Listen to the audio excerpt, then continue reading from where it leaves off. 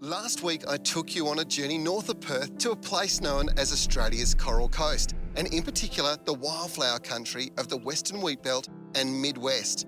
And this week, I wanted to take you to the town of Mullewa. It's about an hour east of Geraldton and home to one of the state's best wildflower displays.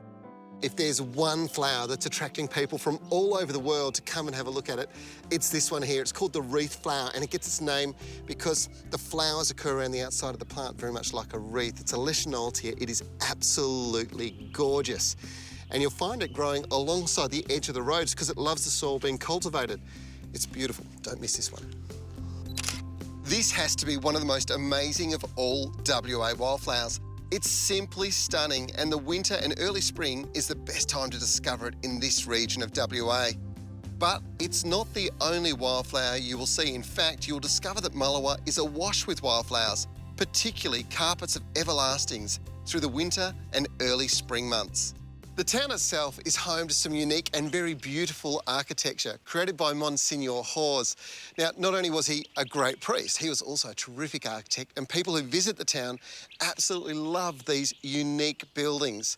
Now, the thing about Mullewa is its local name with the Aboriginal people means place of fog. So my recommendation is that you make sure you're visiting the wildflowers around this region mid-morning. That means you can admire them against that beautiful red earth and wonderful blue skies most of the time when you come. The drive through this part of the Midwest is a road trip you will never forget.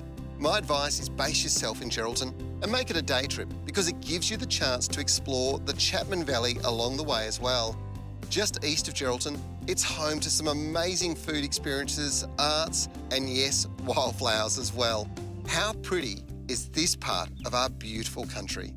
The Chapman Valley Regional Park has some 300 different species of flora, and the best time of the year to discover it in this part of the world is springtime, right now.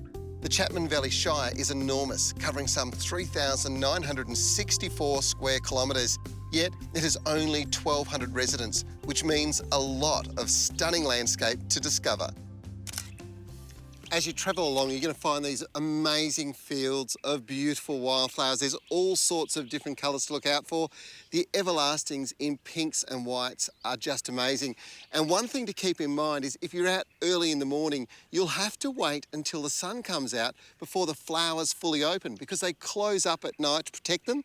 Open in the day, encouraging the bees to come in and take that pollen out. Now, there are so many different types of wildflowers, gold and white flowers. There's just treasures everywhere you go. And the great thing about this is it's a photographer's paradise.